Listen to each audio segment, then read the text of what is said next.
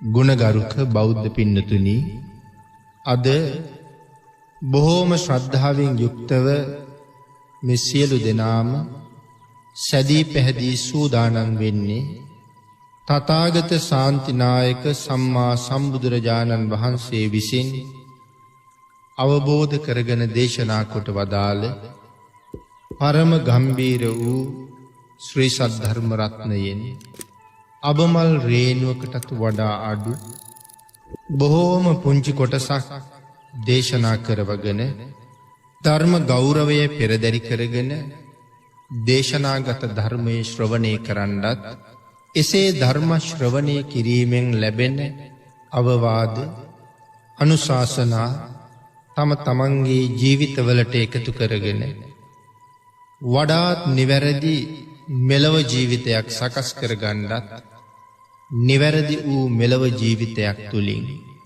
සුගතිගාමී වූ පරලොව ආයති භවයකින් සැනසීමේ උතුම් පරමාර්ථයත් ඇතුවයි මේ සද්ධර්ම ශ්‍රවණය කරන්න සූදානම් වෙන්නේ. පින්නතුනි, භාග්‍යතුන් වහන්සේ ලෝක සත්වයා සුවපත් කිරීම උදෙසා අවබෝධ කරගෙන දේශනා කොට වදාළ ඒ නෛර්යානික ධර්ම රත්නයෙන් අබමල් රේණුවක තරම් හෝ ප්‍රමාණයක් යම් කෙනෙක් තවත් බොහෝ දෙනෙකුට යහපතක් සිදු කරවීමේ උතුම් පරමාර්ථයේ ඇතුව දේශනා කරවන්නේ නම් ඒ කාරණාව අයිති වෙන්නේ සද්ධර්ම දානමය පින්කමට. සද්ධර්ම දානය කොයිතරම් මහත්ඵලද මහානිසංසදායකද යන බව දැන් මේ සද්ධර්ම ශ්‍රාවක පිරිස හොඳට දන්න පිරිසක්.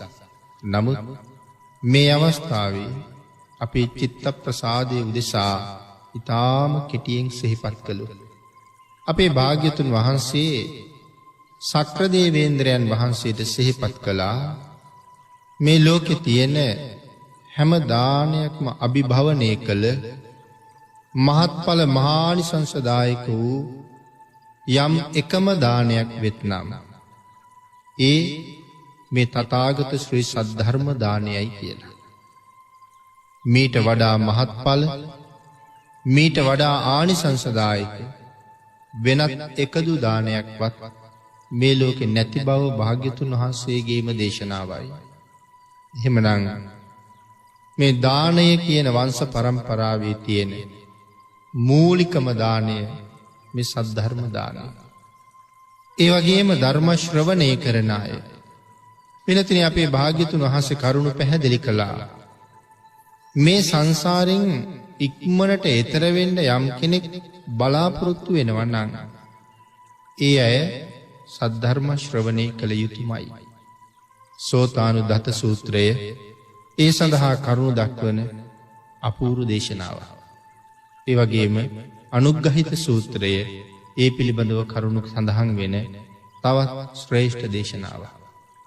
මීට අමතරව තවත් බොහෝ සූත්‍ර දේශනාවල් වල සද්ධර්ම ශ්‍රවණය කිරීම පිළිබඳව කරුණු කාරණා බොහොම අන්තර්ගතයි. එහෙනම් සසරින් ඉක්මනට මිදෙන්න බලාපොරොත්තු වෙන කෙනෙකුට ධර්ම ශ්‍රවණය කිරීම ඉතා ප්‍රයෝජනවත්. පින්නතුනි, අද ධර්ම දේශනාවේ මාතෘකාව හැටියට අපේ බුදුරජාණන් වහන්සේගේ අනන්ත ගුණ අන්තර්ගත කරමින් සම්මා සම්බුද්ධ කියන මේ ලෝක ධාතුවට පහළ වෙච්ච මහා සත්පුරුෂයන්න් වහන්සේ පිළිබඳව උන්වහන්සේ ගැන කරුණු සඳහන් වෙන එක ගාථා රත්නයක් මම මාතෘකා කරගන්න කල්පනා කළා. බුද්ධෝපි බුද්ධස්ස භනෙය්‍ය වන්නං කප්පම්පිචේ අඤ්ඤමභා සමානෝ කීයේත කප්පෝ චිර දීගමන්තරේ වන්නෝන කීයේත තථාගතස්ස. මේ ගාථාවේ සඳහන් කරනවා බුද්ධෝපි බුද්ධස්ස භනෙය්‍ය වන්නං, ලෞතුරා බුදුරජාණන් වහන්සේ නමකගේ අසීමාන්තික ගුණය තවත් එවන් ලෞතුරා බුදුරජාණන් වහන්සේ නමක් කප්පම්පිචේ අඤ්ඤමභා සමානෝ, මහා කල්පයක් පුරාවට දේශනා කරන්න පටන් ගත්තොත් ඒ මහා කල්පේ ඉවර වෙනවා. මේ කාරණාව හිතන්න අපේ මනසේ ඉඩ මදි. නමුත් උන්වහන්සේ දේශනා නොකළ බුදුගුණ තවම ඉතුරු වෙනවා. කල්පයක් නිමා වෙනවා බුදුගුණ ඉතුරු වෙනවා. ඒ අපි වාගේ සාමාන්‍ය කෙනෙක් දේශනා කරලා නෙමෙයි තවත් ලෞතුරා බුදු කෙනෙක් දේශනා කරලා. කීයේත කප්පෝ චිරදීග මන්තරේ වන්නෝන කීයේත තථාගතස්ස. එක වර්ණනා කරලා කවදාවත් ඉවර කරන්න බැරි අසහාය ගුණ කදම්බයක්. ආන්ගේ මහා වීරයන් වහන්සේගේ අසහාය බුද්ධ ගුණය මේ පැයකින් හමාරකින් අපිට දේශනා කරන්න හිතන්නවත් බැරි තරම්. නමුත් අපි අපේ ප්‍රමාණයට ශ්‍රද්ධාව දියුණු කරගන්න කරුණු ටිකක් දන්න තරමින් සාකච්ඡා කරමු. මේ කාරණාව සාකච්ඡා කරන්න උන්වහන්සේගේ බෝධිසත්ව කාලයේ ඉඳලම අපි කෙටියෙන් කරුණු ටිකක් සිහිපත් කරමු. එනතුනේ අපේ බෝසතාණන් වහන්සේ මහා කල්ප අසංඛ්‍ය 20කුත් ලක්ෂ 1ක්. මේවා ඉතින් අපිට ඉලක්කම් විතරයි වැටහෙන්නේ නැහැ. මහා කල්ප අසංඛ්‍ය 20ක්. දැන් එතකොට මේ අයට අමුතුවෙන් මහා කල්පේ පැහැදිලි කරන්න වෙයි කියලා මම හිතන්නේ නැහැ. මෙතන දැන් කල්පය ගැන හුඟක් දන්න අය මෙතන ඉන්න බව මම දන්නවා. නමුත් නොදන්න අයත් ඇත. ඒ නිසා කෙටියෙන් කල්පය ගැන සිහිපත් කළොත් මේ කාරණාව ඔස්සේ ශ්‍රද්ධාවක් හොයාගෙන යන කෙනෙකුට ආයේ ප්‍රයෝජනවත් වෙයි කියලා හිතනවා. මේ මහා කල්පයක් ඇතුලේ අසංඛ්‍ය කල්ප සහ අන්තර් කල්ප කියලා පුංචි පුංචි කල්ප වෙනම තියෙනවා. මහා කල්පයේ කොටස් 4කට බෙදන්න පුළුවන් අසංඛ්‍ය කල්ප කියලා. මහා කල්පය ඇතුලේ අසංඛ්‍ය කල්ප 4ක් තියෙනවා. මහා කල්පය ඇතුලේ අන්තර් කල්ප තියෙනවා 256ක්. එතකොට එක අසංඛ්‍ය කල්පයක් ඇතුලේ අන්තර් කල්ප තියෙනවා 64ක්. 64 වරක් 4 256යි.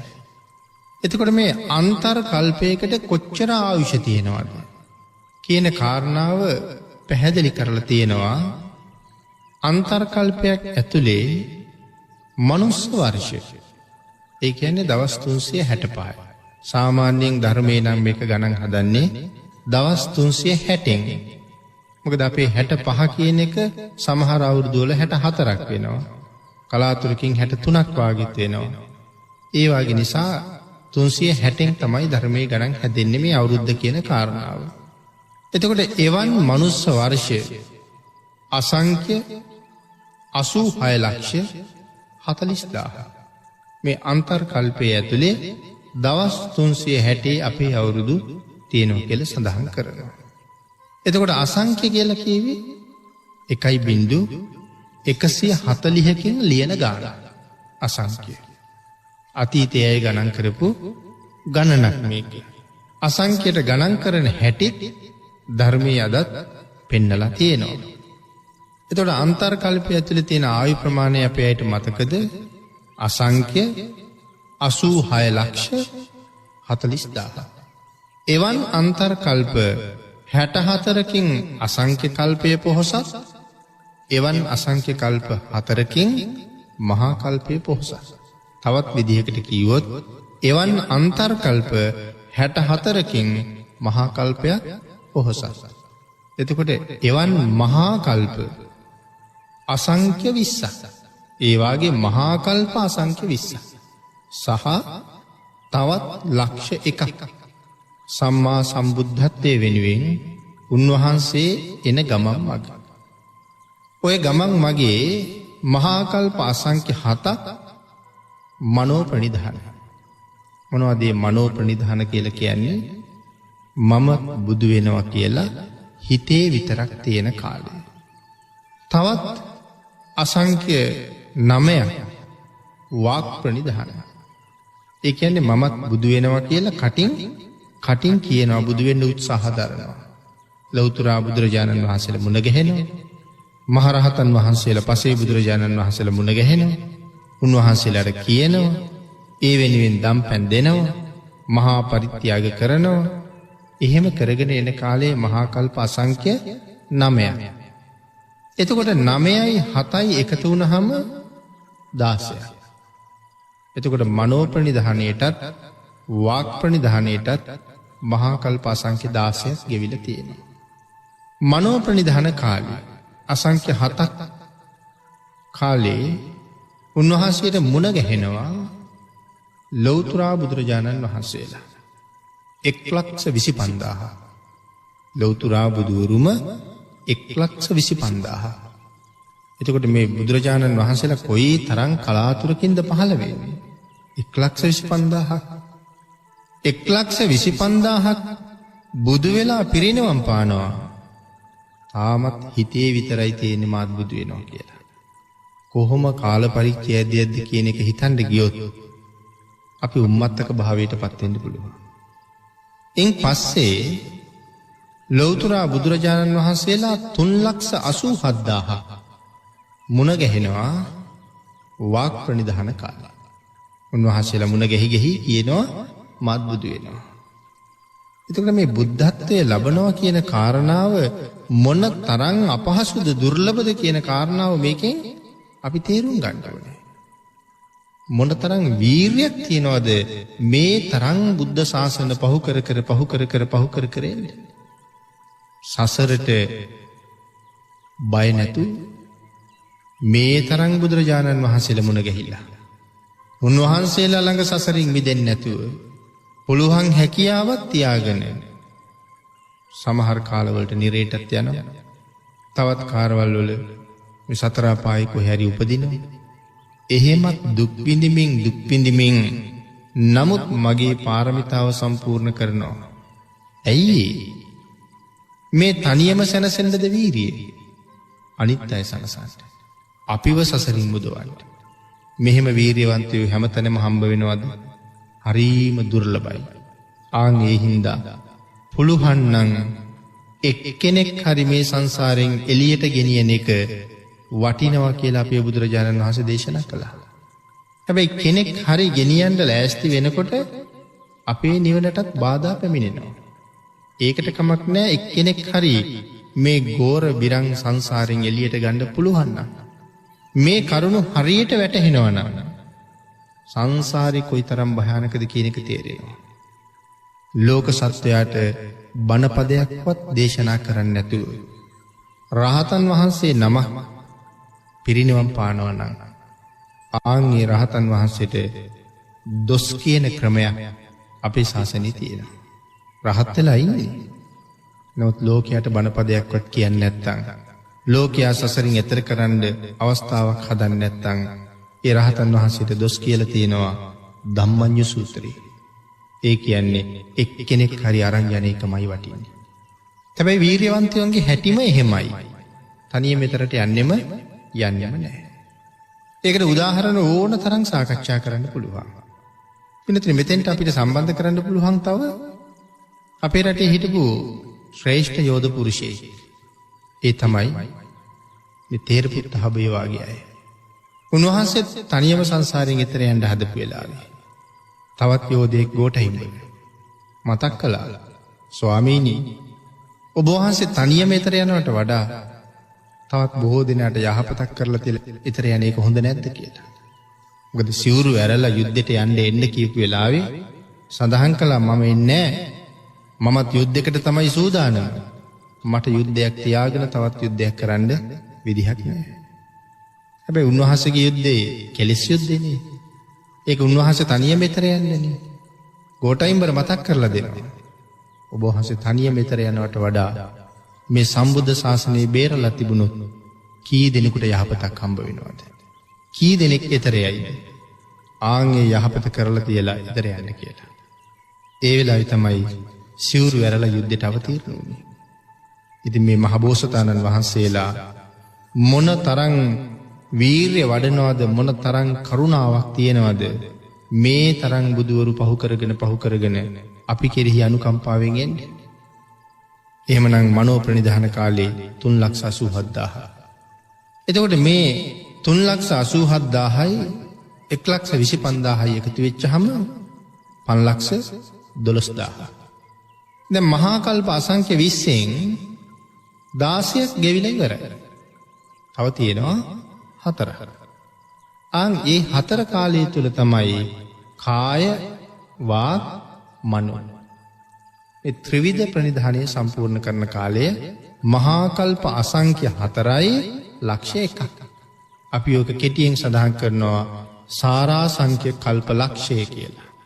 එතකොට මේ සාරාසංඛ්‍ය කල්ප ලක්ෂය කියන ඇතුලේ මහා කල්ප අසංඛ්‍ය 4කුත් තව ලක්ෂ 1ක් වෙනම තියෙනවා.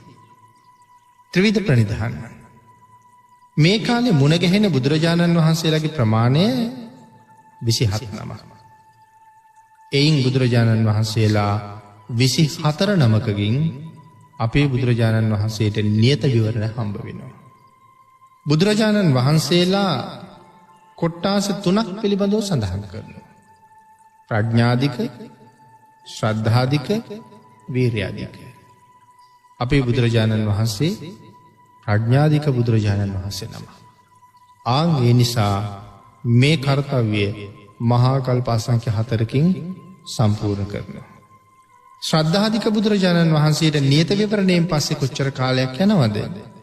මහා කල්ප අසංඛ්‍ය 8යි ලක්ෂ 1ක්. වීර්යවන්ත බුදුරජාණන් වහන්සේට මහා කල්ප අසංඛ්‍ය 16යි ලක්ෂ 1ක්. හැබැයි ඒ වීරිය කියලා කියන්නේ ඒක පුදුම වීරියක්. වීර්යවන්ත බුදුරජාණන් වහන්සේ සඳහන් කරනවා උන්වහන්සේ මොනතරම් වීර්යවන්තද?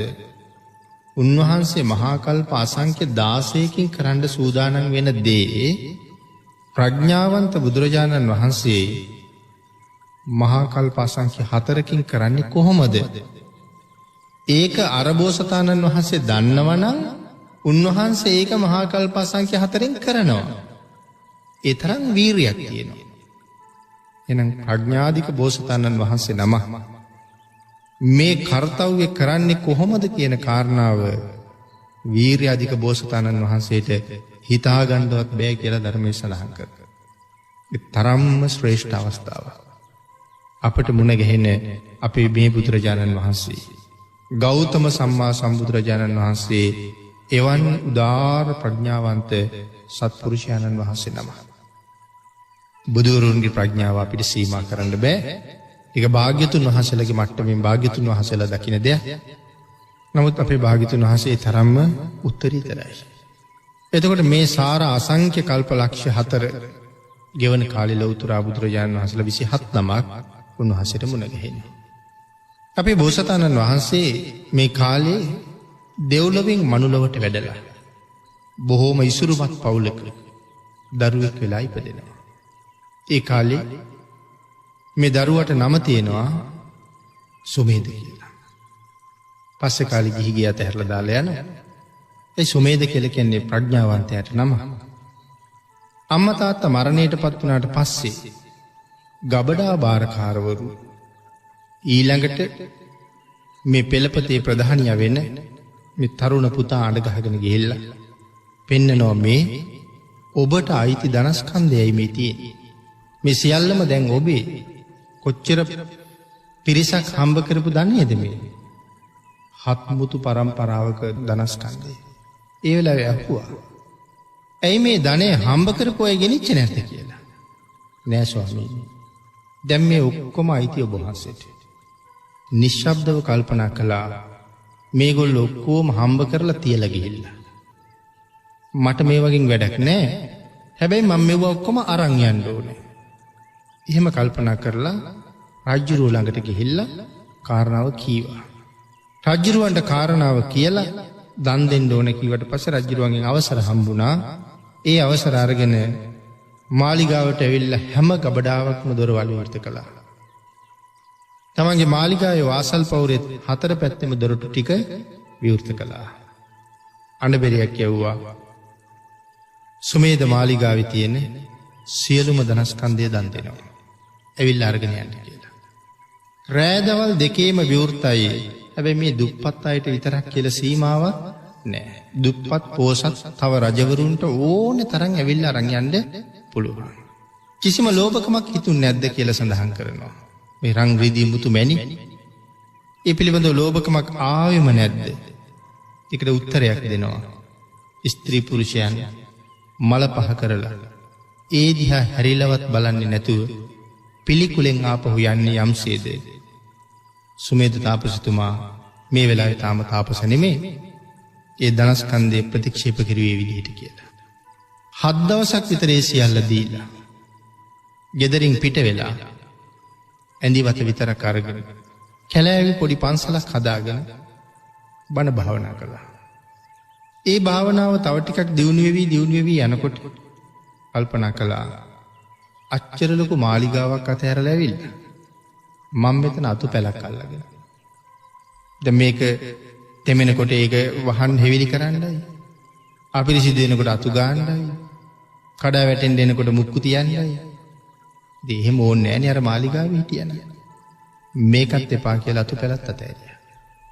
සඳහන් කරනවා අරගෙන ආපු එක මැඳිවත් ඒකත් එපා කියලා අඳුන් දිවිසමට මාරු වුණා කියලා බෙලි වහ ගන්නට. ඒ තරම් අත්හැරියා.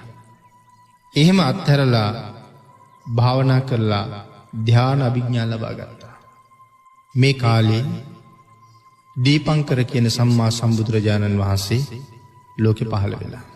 තාපසතුමා දන්නේ නෑ මේක බුද්ධෝත්පාදයක් කියලා. බුදුරජාණන් වහන්සේ පහළ වුණා කියලා දන්නේ නෑ.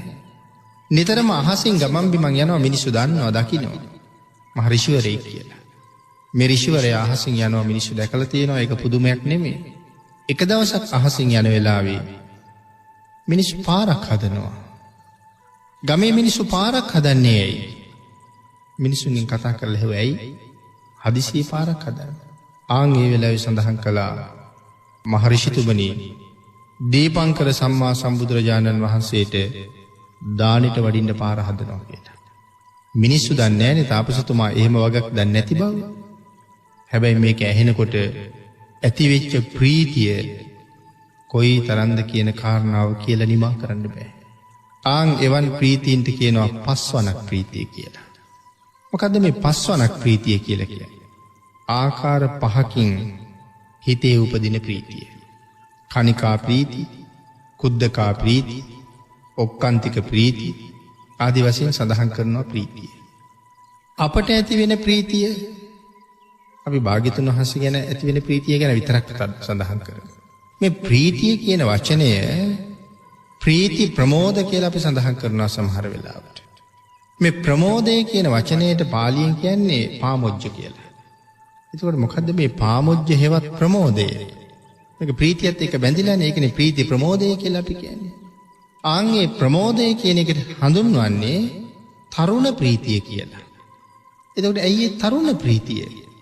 තරුණයා කියලා කියන්නේ තවම සමාජයේ හොඳටම අත්දැකීම් නැති මුහුකුරා ගිහිල්ලා නැති කෙනෙක් තමයි තරුණයා කියලා කියන්නේ. වැඩිහිටියෙක් ඊට වඩා හොඳට මුහුකුරා ගිහිල්ලා. එහෙනම් අපේ ප්‍රීතියත් තාම හාත්පස පැතිරිලා නැහැ. තරුණ මට්ටමේ තමයි මේ ප්‍රීතිය තියෙන්නේ. නමුත් මෙතන කතා කරන මේ පස්වනක් ප්‍රීතිය කියලා කියන්නේ හැම පැත්තෙම පරිපූර්ණ වූ ප්‍රීතියක්. එවන් ප්‍රීතියක් ඇති වුණොත් යම් කෙනෙකුට බුදුරජාණන් වහන්සේ සම්බන්ධව කොයි තරම් වටිනවද? සමහර කෙනෙකුට ප්‍රීතිය නිසා මේ ශරීරයේ රෝමෝද්ගමනය වෙනවා. ප්‍රීතිය වැඩිකමට. තව කෙනෙකුට ප්‍රීතිය වැඩි නිසා කඳුළු නැගෙනවා ඇස්වලට. ඒක දරා ගන්න බැරුව යනවා. ඇඟ ඇතුලින් වෙවුල වගේ එනවා ඒක දරා ගන්න බෑ. හරියට නිකන් විදුලි කොටනවා වගේ. තව වෙලාවක තියෙනවා රළ පෙරලෙනවා වගේ ඇතුලින් එනවා ඒක එළියටම පිට වෙනවා ප්‍රීතිය වැඩිකමට. තව ප්‍රීතියක් දෙනවා ඔක්කාන්තික ප්‍රීති කියලා. ඒ කියන්නේ ප්‍රීතිය නිසා පුද්ගලයා උඩ යනවා. දැන් සාමාන්‍යයෙන් ධ්‍යාන තියෙන කෙනෙක් ඉහළින් යන බව අපි දන්නවා.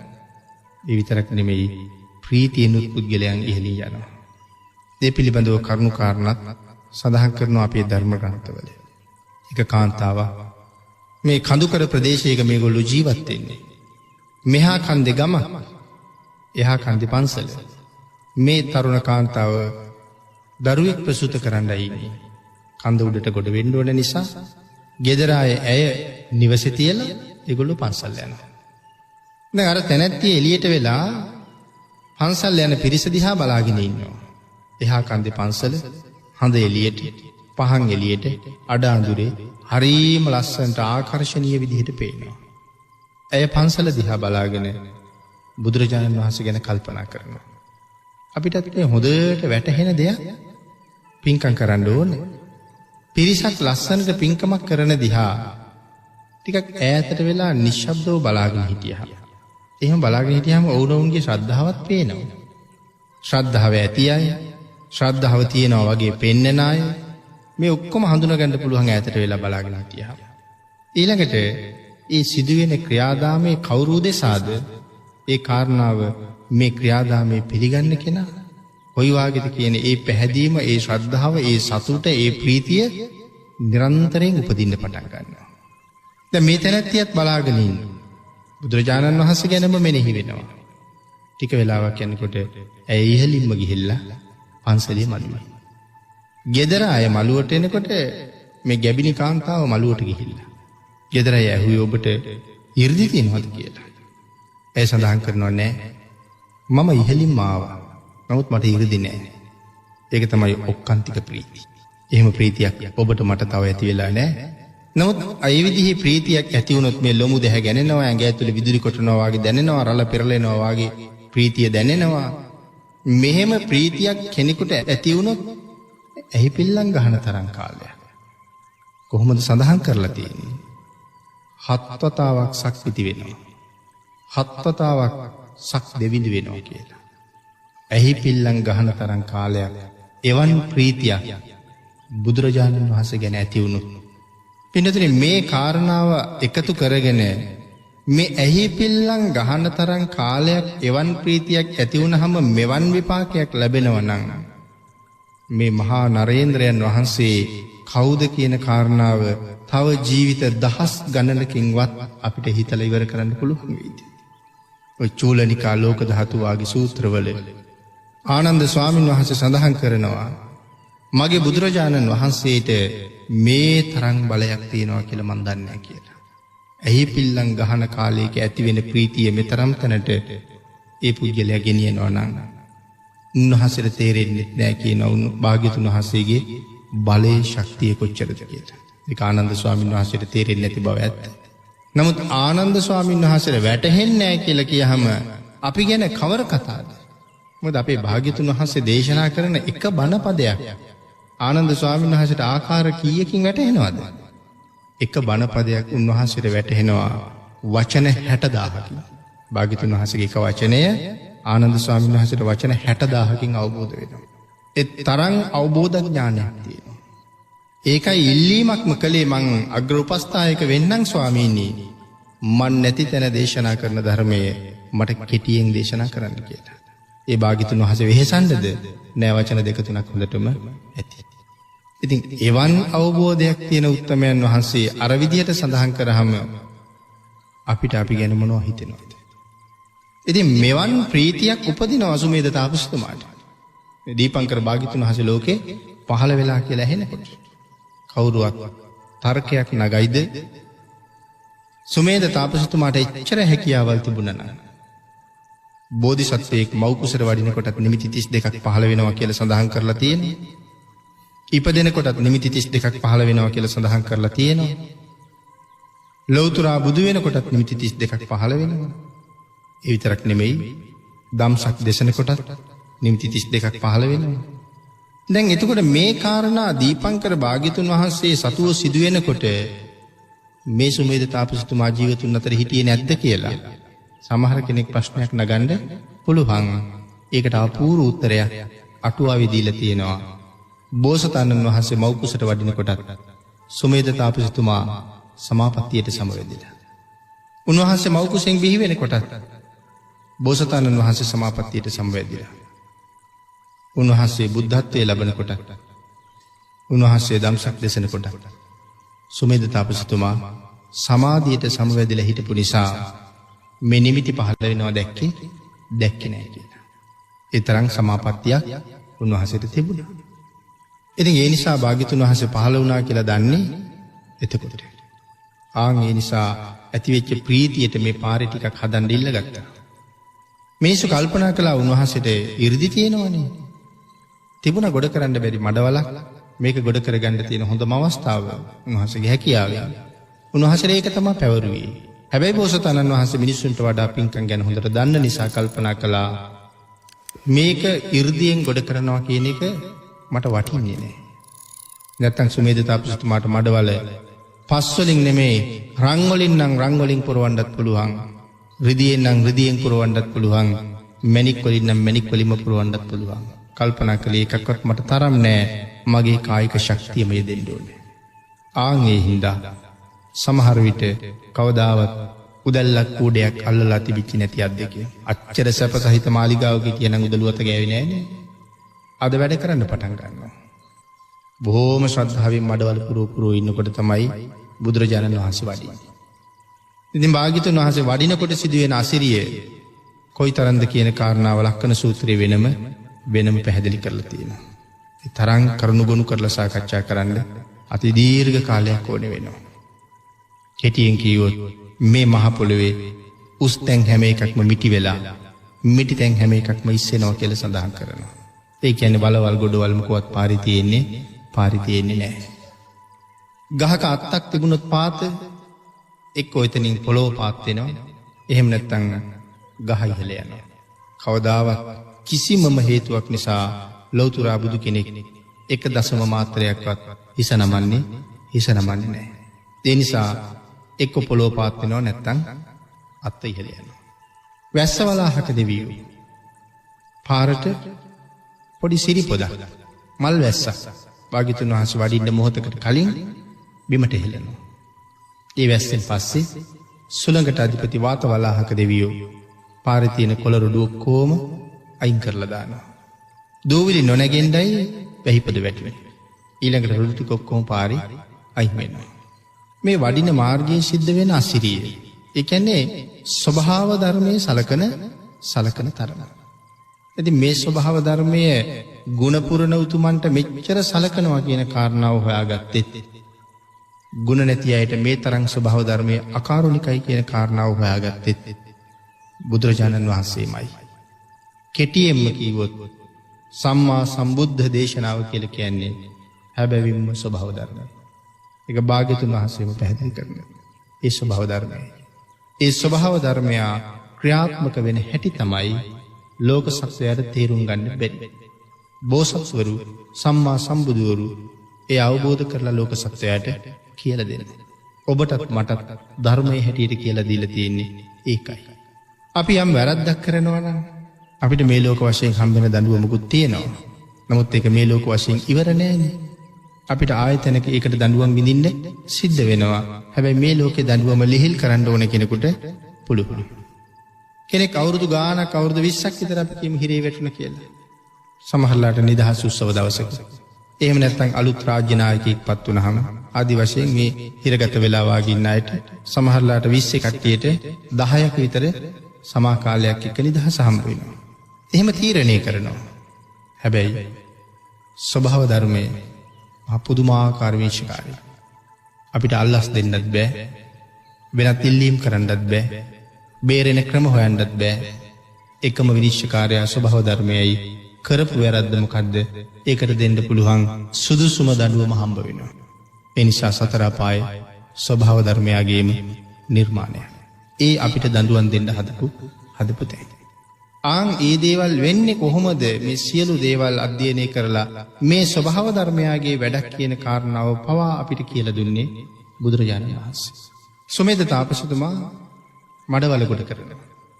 ටික වෙලාවක් යනකොට මිනිස්සු සාදු කියනවා. ඉතින් මේ වඩිනකොට පුදුමාකාර අසිරියක් තව තියෙනවා.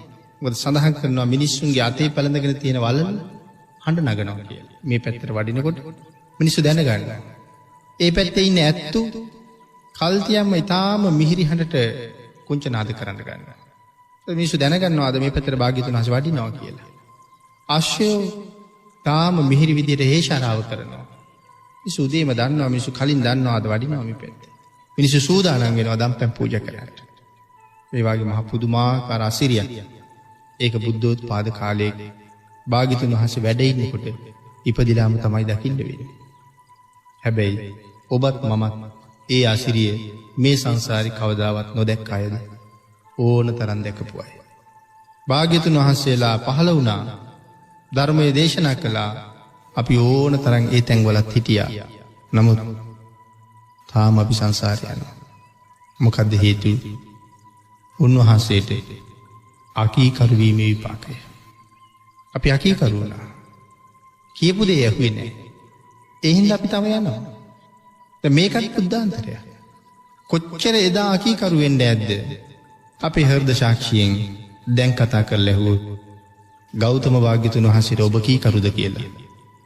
හෘද සාක්ෂියෙන් උත්තරයක් හම්බ වෙනවා තාම 100%ක්ම කීකරු නැහැ කියලා. එහෙනම් වැරද්ද තියෙන්නේ අපි ගාව මිස ධර්මයේවත් භාග්‍යතුන් වහන්සේගේවත් නෙමෙයි. එහෙනම් අපි තාම කීකරු නැහැ. ඉතින් භාග්‍යතුන් වහන්සේ වඩිනවා කියලා මිනිස්සුන්ට එහෙමත් දැනෙනවා.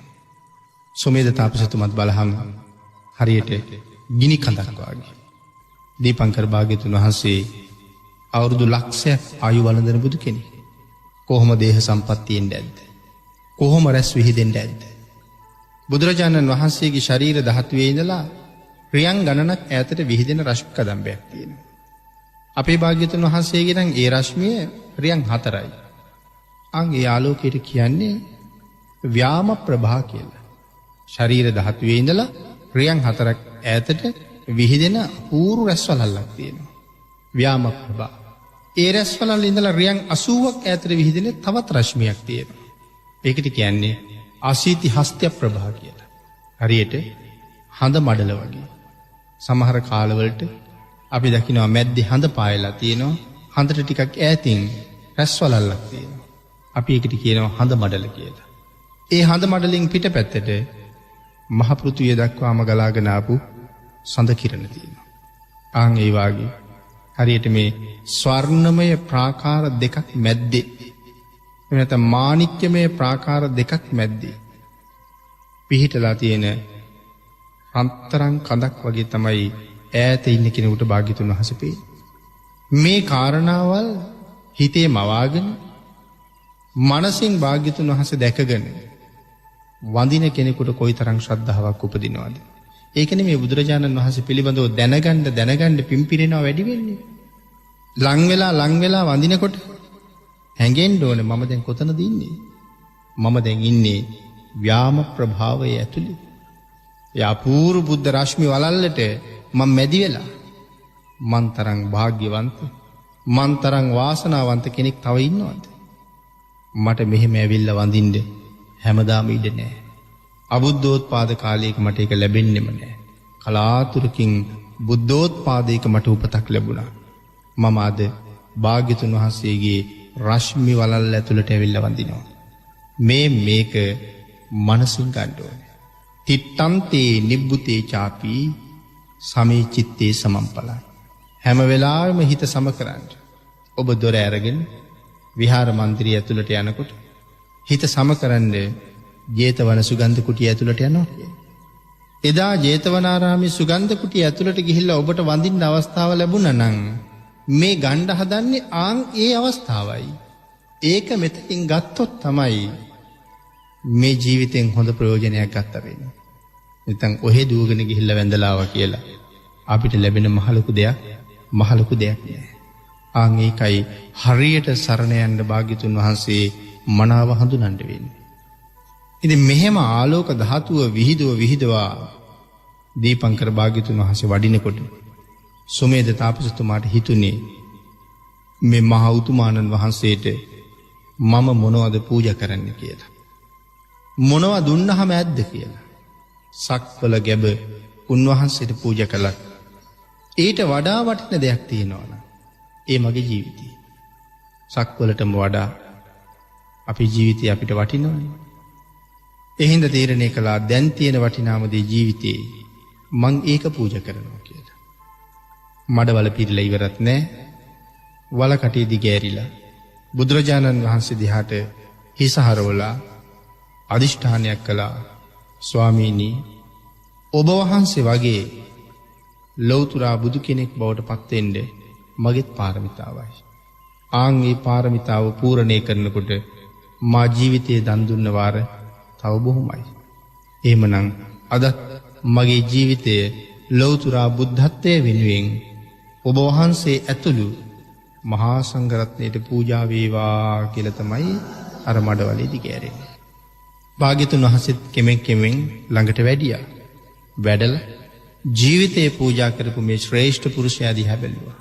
බලලා නැවත වතාවක් මහරහතන් වහන්සේලා දිහා බැලුවා. මහරහතන් වහන්සේලා කොච්චරක් ඉන්නවද එතන? ලක්ෂ 4ක්. පිටිපස්සේ ඉන්නවා මහරහතන් වහන්සේලා ලක්ෂ 4ක්. උන්වහන්සේලාට කතා කරලා පැහැදිලි කරනවා මහණෙනි, එක පුරුෂයෙක් ජීවිතයක් පූජා කරලා තියෙනවා. හැබැයි මේ ශ්‍රේෂ්ඨ පුරුෂයාගේ පිටට පය තියන්න පුළුවන් අය දෙවියන් බ්‍රහ්මයන් මරුන් අතර කවුරුවත් නැහැ. මේ මුළු විශ්ව ධාතුවේම මේ පිටට පය තියන්න පුළුවන් කෙනෙක් ඉන්නවා නම් ඒ සම්මා සම්බුද්ධ වූ මම විතරමයි කියලා. ඒ වෙලාවේ ඇහුවා ස්වාමීනි හේතුව. අන්න ඒ වෙලාවේ තමයි අර ශ්‍රේෂ්ඨ නියත විවරණය භාග්‍යතුන් වහන්සේගේ ශ්‍රී මුඛ ධාතුවෙන් ගලාගෙන යන්නේ. මහණෙනි, මේ ජීවිතේ පූජා කරලා තියෙන්නේ තවත් මහා කල්ප අසංඛ්‍ය 4යි ලක්ෂ 1කින්. මහා සම්මත රාජ පරම්පරාවේ ඔක්කාක රාජවංශී සුද්ධෝදන නම් මහා පුණ්‍යවන්ත තාත්ත කෙනෙකුට දාව. මහා මායා නම් මහා පුණ්‍යවන්ත උත්තමාවියගේ කුසේ පිළිසිඳගෙන දසමාසයක් ඇවෑමෙන් මනුලව උප්පත්තිය ලැබනවා සිද්ධාර්ථ නම. අවුරුදු 29ක කාමභෝගී ජීවිතයක් ගෙවලා අවුරුදු 29න් ගිහි ගෙදර අබිනිෂ්ක්‍රමණය කරලා අවුරුදු 6ක් දුෂ්කර ක්‍රියා කරලා අවුරුදු 35න් ගෞතම සම්මා සම්බුද්ධ නමින් ලෞතර බුද්ධ රාජ්‍ය ලබාගෙන මේ මුළු විශ්ව ධාතුවම සනසන මහා වීරවරයෙක් තමයි මේ ජීවිතේ පූජා කරලා තියෙන්නේ. මේ කාරණාව බුදුරජාණන් වහන්සේ සඳහන් කරනකොට මේ මහ පොළොව වෙවුලන්න පටන් ගන්නවා. ඇයි මේ ලෑස්තිය බුදු වෙන්නද? ඒක සුළුපටු කාර්යයක්ද? මහ පෘථුවියට ඒක දරන්න බැරුව යනවා. අහස ගොරවන්න පටන් ගන්නවා. විදුලි කොටන්න පටන් ගන්නවා. තවත් එවන් උත්තමයෙක්ද මේ පැලවෙන්න හදන්නේ කියලා. ඉතින් ඒ අසිරියෙන් පස්සේ මේ කාරණාව අහගෙන හිටපු තරුණ කාන්තාවක් සමම්පිච්ච මල් නැලි 8ක්, ඒ කියන්නේ මල් මිටි 8ක් අතේ තියෙනවා. 5ක් දීපංකර භාග්‍යතුන් වහන්සේට පූජා කරලා ඒ පින අනුමෝදන් කරනවා. සියලු දෙනාටම ඇහෙන්න ප්‍රාර්ථනාවක් කරනවා. ස්වාමීනි භාග්‍යතුන් වහන්සේ, මේ සුවඳ සමන් මල් ඔබ වහන්සේට පූජා කරපු පිණින් ඔබ වහන්සේ මොහොතකට කලින් නියත විවරණ දෙවා වදාළ මේ මහා පුරුෂයාණන්ට සම්මා සම්බුද්ධ රාජ්‍ය මුදුන්පත් වේවා කියලා ආශිර්වාද කළා. ඊතුරු මල් මිටි 3 බුදුරජාණන් වහන්සේට පූජා කරලා ස්වාමීනි, මේ මල් ඔබ වහන්සේට පූජා කරපු පිණින් මේ මහා පුරුෂයා ලෞතර බුද්ධත්වයේ ලබන අන්තිමාත්ම භාවයේ ඔහුගේ අග්‍ර මහේශිකාව බවට පත් වෙන්න මේ මල් මිටි 3 පූජා කිරීමේ කුසලය මට පාරමී වේවා කියලා ප්‍රාර්ථනා කළා. ඒ එදා සුමිත්තා නම් තරුණියක්, මෙදා යශෝදරා දේවින් වහන්සේමයි. ඒ ලැබිච්ච මල් ටික භාග්‍යතුන් වහන්සේ කොයි තරම් නිහතමානීද.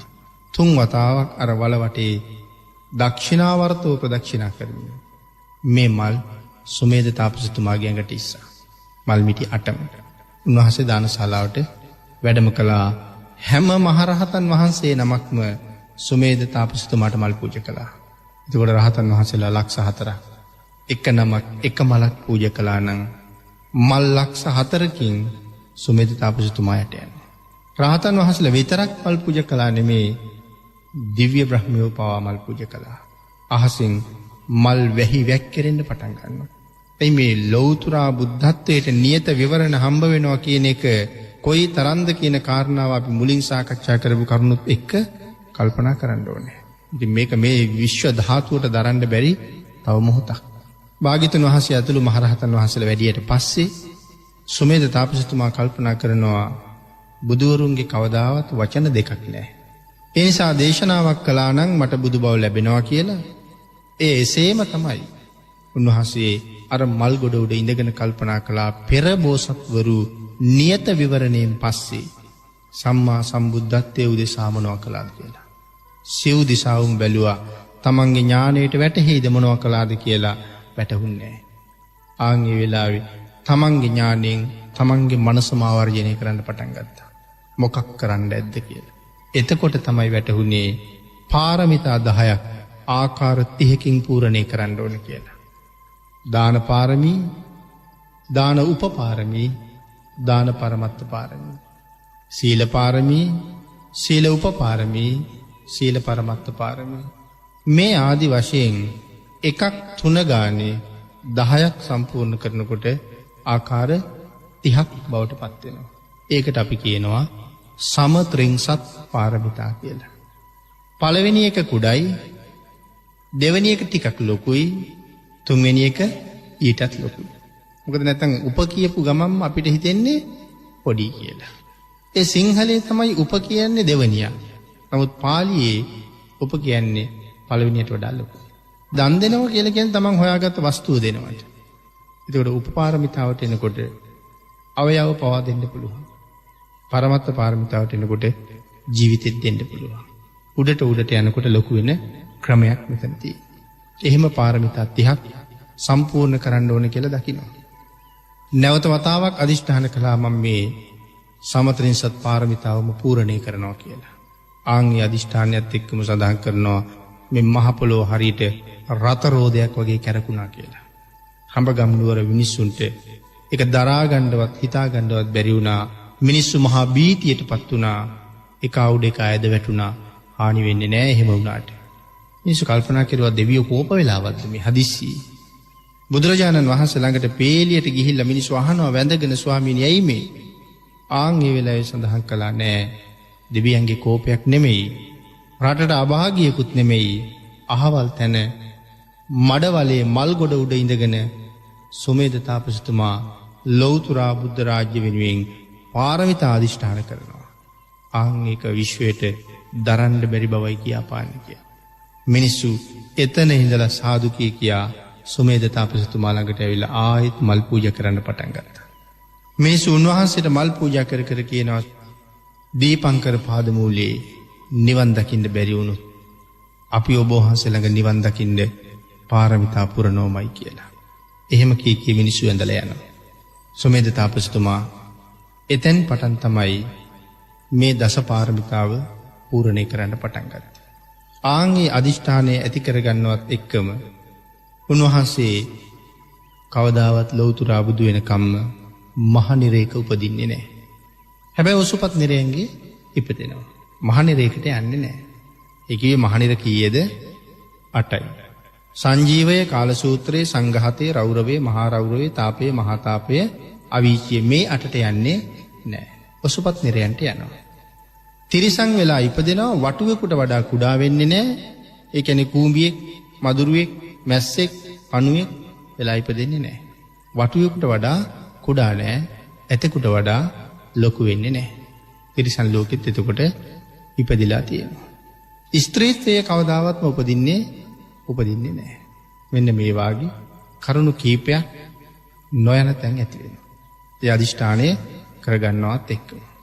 එතන මේ ගමන එනකොට නිරේ උපදිනවා කියලා ඒ මහරිෂිවරයා දැනගෙනත් සංසාරේ කෙරවල කරන්නම හිතනවා. කෙරවල නොකර ලෞතුරා බුදු වෙන්නම හිතනවා. දීපංකර පාදමූලයේ වැඳගෙන උන්වහන්සේ වඩිනකම් බලාගෙන ඉන්න වෙලාවෙත් තමන්ගේ හිත තමන්ට කියනවා සුමේද උඹට ඕනේ නම් මේ දීපංකර පාදමූලයේ දැම්මම රහත් වෙන්න පුළුවන්. ඒකට බණපද කීයද අහන්න ඕනේ? බණපද 2ක් විතරයි. 3 වෙනි බණපදයේ දේශනා කරන්න කලින් සව් කෙලිස් නැසලා සිව් පිළිසිම් ව්‍යාපත් මහරහතන් වහන්සේ නමක් බවට පත් වෙන්න පුළුවන් අවශ්‍ය බණපද 2යි.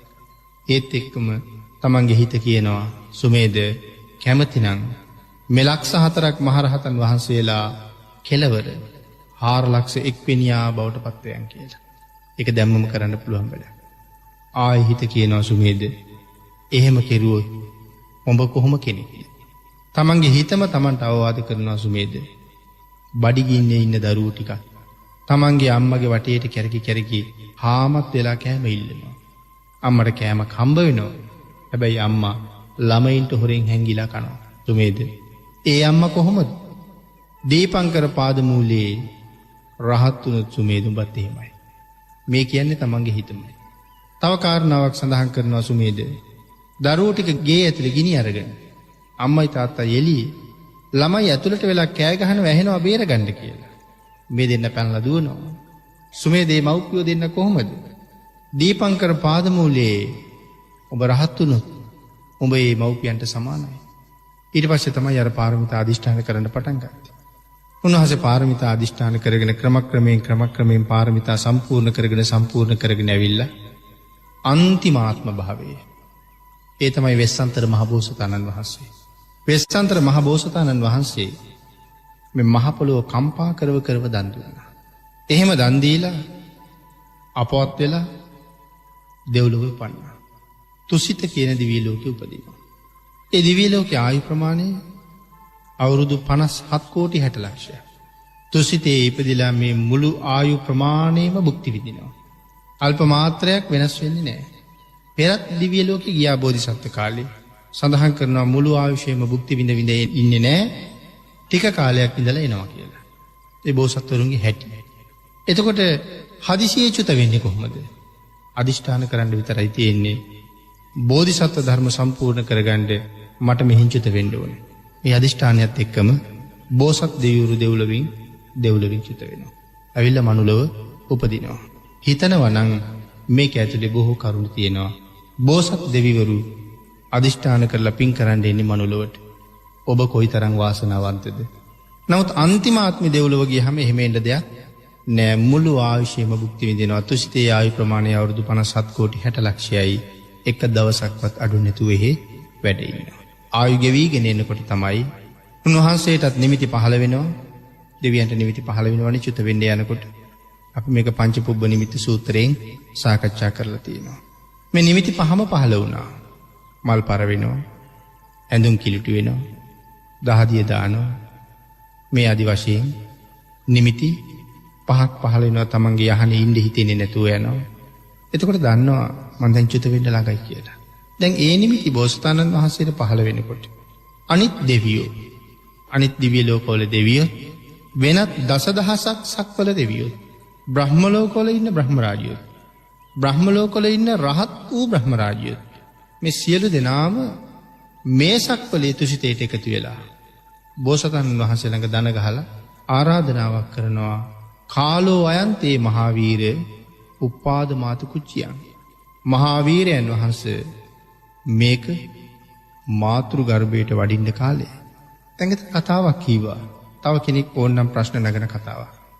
සමහර කෙනෙක් කියනවා මේ බෝසතාණන් වහන්සේ උපදින කාලේ ආර්යයන් වහන්සේලා ලෝකේ නැහැ කියලා. ඒ කාලේ ආර්යයන් වහන්සේලා ලෝකේ ඕන තරම් ඉන්නවා. මනුස්ස ලෝකේ නැහැ. නමුත් සක්වලේ ආර්යයන් වහන්සේලා නැත්තේ නැහැ. බඹලෝකවල ඕන තරම් රහතන් වහන්සේලා වැඩ ඉන්නේ. ඊළඟට කෙනෙක් අහන්න පුළුවන් කෙලෙස් දුරු කරපු රහතන් වහන්සේලා කෙලෙස් තියෙන බෝසතාණන් වහන්සේ ගාව දන ගැහුවේයි කියලා. ඒ කාරණාව ධර්මයේම සඳහන් කරනවා. බොහොම ළඟදී රහත් වෙච්ච බ්‍රහ්ම රාජයෝ නෙමෙයි. මහා කල්ප 16000ක් ආයු වළඳන බ්‍රහ්ම රාජයෝ ඇවිල්ලා දන ගැහුවා කියලා. රහත් වෙච්ච බ්‍රහ්ම රාජයෝ දන ගහලා ආරාධනා කරනවා ස්වාමීනි ලෞතර බුදු බව ලබන්න කියලා. එතකොට රහතන් වහන්සේ නමකට වඩා කෙලෙස් සහිත වුණත් බෝසතාණන් වහන්සේ ඉන්නේ ඉහළ තැනක කියන කාරණාව ආපහු කියනවා. ඒ කියන්නේ බෝසතාණන් වහන්සේවත් අපිට තේරුම් ගන්න පුළුවන් කමක් කොහොමවත්ම නැහැ. මේ කාරණාවෙන් පංචමහා විලෝකණය කරනවා. සියලුම දෙවියන්ට කියනවා ඔයගොල්ලෝ සියලු දෙනාම මෙතනින් පිට වෙන්න. මම ඒක බලන්නම් කියලා. හැම දිව්‍ය ලෝකෙම තියෙනවා මේ නන්දන උයන. ඉතින් බෝසතාණන් වහන්සේත් නන්දන උයනටම වඩිනවා.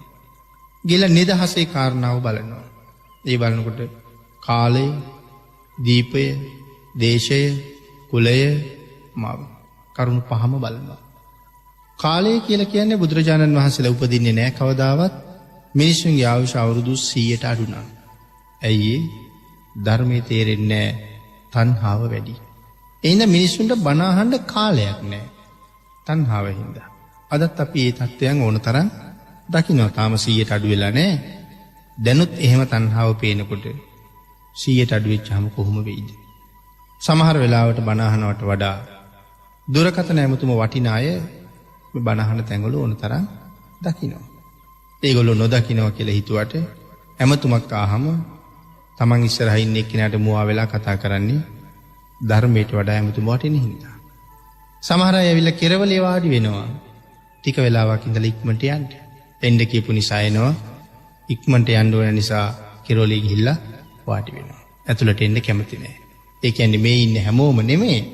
ඇවිල්ලා ඇතුලේ කට්ටිය පිරීලා ඉන්නකොට කෙරවලේ වාඩි වෙන්න ඕනේ. එහෙම නෙමෙයි.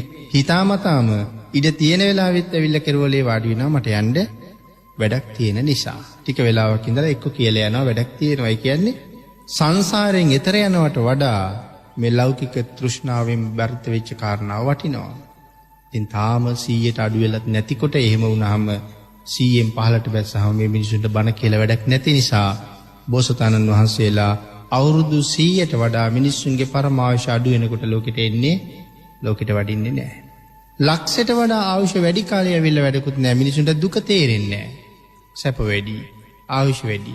එහෙනම් ඒ කාලෙට ඉන්නේ නැහැ. කාලය කියලා බලන්නේ ලක්ෂයත් 100ත් අතර. ඊළඟට දීපය.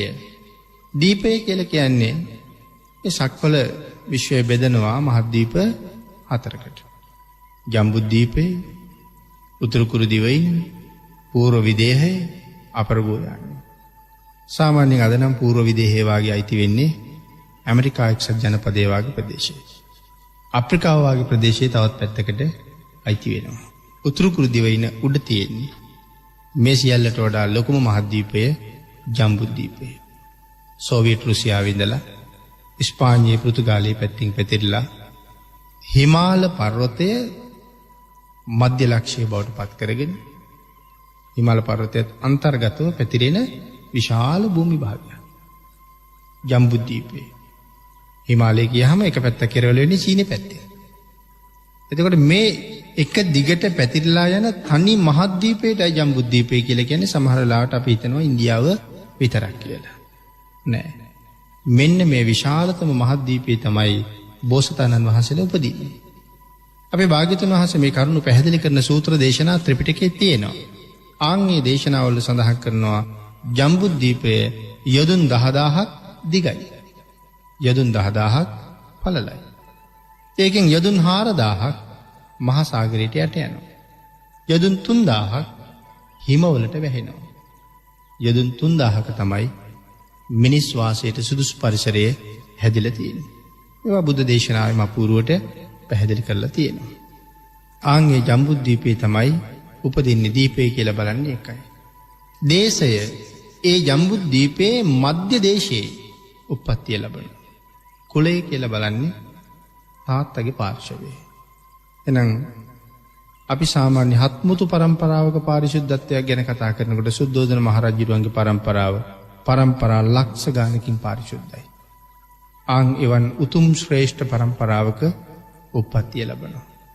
තාත්තා දිහා බලන්නේ ඒකයි කුලය කියන්නේ ඒකයි. මව අම්මා ගැන බලනකොට විශේෂයෙන් බලනවා අම්මගේ වයස. අම්මගේ වයස බලනවා කියලා කියහම මම ගිහිල්ලා උපදින අම්මා තව කොච්චර කල් ජීවත් වෙනවද? ස්වභාවයෙන්ම බෝසතාණන් වහන්සේ මව් කුසට ආවට පස්සේ අම්මගේ වයස තියෙන්නේ මාස 10කුත් දවස් 7යි. එහෙම නැතුව බෝසතාණන් වහන්සේ ඉපදිච්ච නිසා මායාදේවිය කලුරිය කරනවා කියන කාරණාව ධර්මයේ කියන්නේ නැහැ. උන්වහන්සේ ඉපදුනත් නැතත් ඒ කාලෙට මායාදේවියන් වහන්සේ කලුරිය කරනවාමයි. ආයුෂ ඉවරයි. ඒ කියන්නේ එහෙමනම් එදා කාලේ මිනිස්සුන්ගේ ආයුෂත් එක්ක තියෙන අඩු ආයුෂය. එතකොට මට උපත දෙන්න සූදානම් වෙලා ඉන්න අම්මා තව කොච්චර කාලෙකින්ද ජීවිතෙන් සමුගන්නේ කියලා බලලා තමයි කුසට වඩින්නේ. මම කුසට පිළිසිඳගෙන මාස 10න් උප්පත්තිය මට දුන්නට පස්සේ 7 දවසක් යනකොට ඇගේ ආයු කාලයම ඉවරයි. ඒක බලාගෙනයි වඩින්නේ. ඊළඟට බලනවා අම්මා කුමන සීලයක ඉන්නවද කියලා. පන්සිල් මත ඉන්නවනම් බෝසතාණන් වහන්සේ වඩින්නේ නැහැ කියලාම සඳහන් කරනවා. එන මායාදේවීන් වහන්සේ අටසිල් මත ඉන්න ඕනේ. සඳහන් කරනවා එදා අටසිල් ගත්තේ තනියම කියලා. වෙනද අසිත කාල දේවල තාපසතුමාගෙනුත් සිල් ගන්නවා.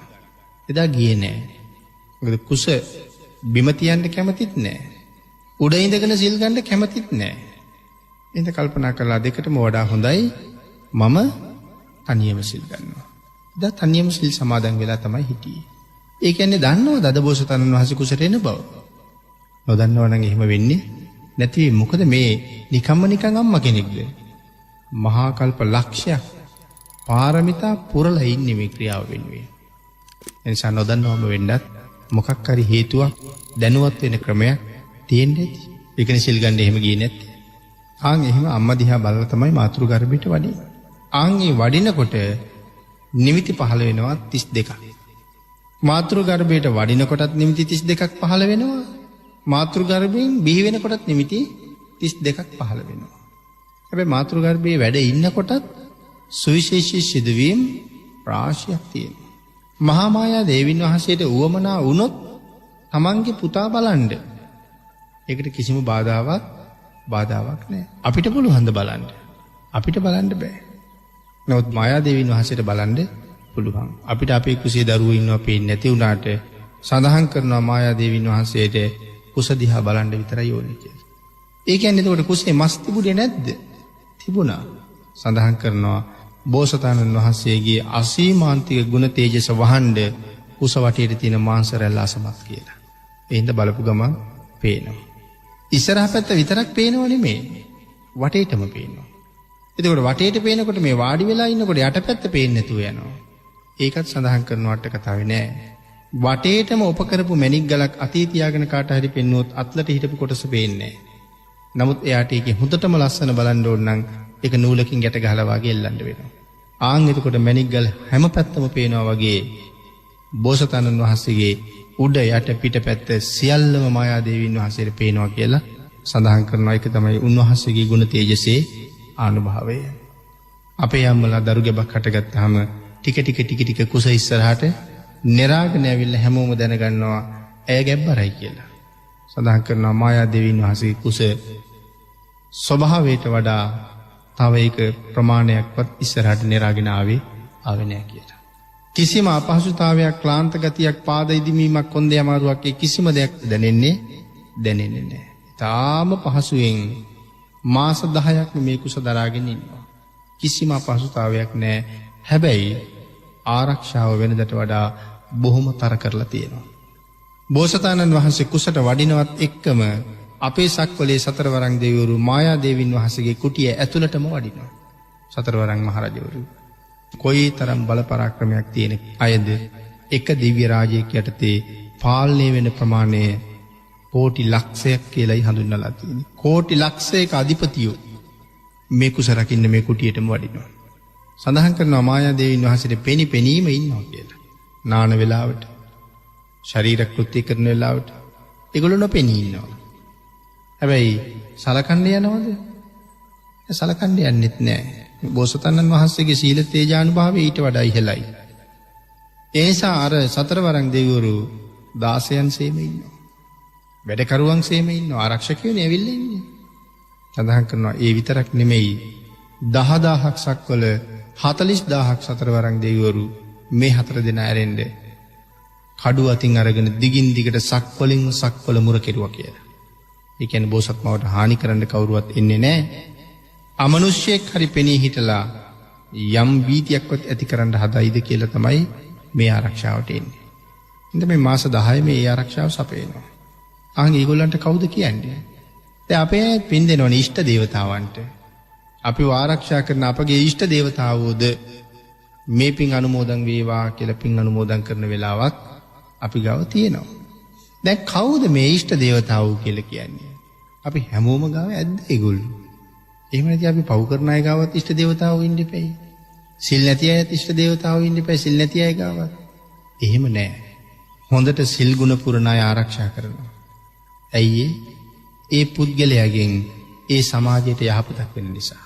මෙලෝ පරලෝ දෙකම යහපත් කරගන්න ඒ අයට ඒ පුද්ගලයාගෙන් පිහිටක් හම්බ වෙනවා. ආන් එවන් අය රැකලා තියෙනවා. මොකද අන් අයගේ යහපත උදෙසා. නිවන් දොර ඇරීම උදෙසා. එතකොට ඒ අය අතින් රහත් වෙලා නැත්තම් කිසිම වරදක් කෙරෙන්නේ නැතුව ඉන්නවද? වැරදි කෙරෙනවා. එදාට අර දෙවිවරු දාලා යනවද? සඳහන් කරනවා දාලා යන්නේ නැහැ කියලා. ඒ කියන්නේ වැරද්දට අනුබල දෙනවද? නැහැ. නමුත් ඉන්නවා. ඇයි අපිට පෙවුම් නැති වුණාට දෙවියන්ට ඉදිරියේ පේනවා. අද වැරද්දක් කරන්න පුළුවන්. හැබැයි හෙට මොහුගෙන් මහ යහපතක් සමාජයට වෙනවා. ආන් ඒ හින්දා හෙට ඔහුගෙන් සමාජයට වෙන යහපත උදෙසා ඔහු රැකගෙන ඉන්නවා ඉෂ්ට දේවතාවෝ. එහෙමනම් අපි ගාවටත් එන්නේ අපි ගාව තියෙන ගුණ ධර්ම අනුව. ඉතින් මේ සතරවරන් දෙවියෝ එහෙම ආරක්ෂා කරනවා. දසමාසයේම බොහෝම පහසුකම් තියෙනවා. හැම රාජ්‍යයකම රජවරු මායා දේවීන් වහන්සේට නොඑක ආකාරයේ පුද පඬුරු යවනවා. හැබැයි තමන්ගේ ස්වාමියාවත් රාගසිතින් යුක්තව මායා දේවීන් වහන්සේ ගාවට යන්නේ නැහැ. එහෙම වෙන්නේ නැහැ. යම් හේතුවකින් වෙනවා නම් සඳහන් කරනවා අර දෙවිවරු දිව්‍යමය දන්වැල් වලින් පාද ගැට ගහලා එළියට ඇදලා දානවා කියලා. ලඟ වෙන්න දෙන්නේ නැහැ. මායා දේවීන් වහන්සේට කිසිම ආකාරයකින් රාගසිතක් උපදින්නෙම නැහැ. ඒ බෝසතාණන් වහන්සේගේ සීල තේජසේ අනන්තානුභාවය නිසා. ඉතින් මේ විදිහට දසමාසයක් මාතෘ ගර්භයේ වැඩ ඉඳලා දසමස් ඇවෑමෙන් නැවත නිමිති 32ක් පහළ කරවමින් මේ ලෝක ධාතුව විශේෂයෙන් කම්පා කරවමින් උන්වහන්සේ මනුස්ස ලෝකෙට වඩිනවා.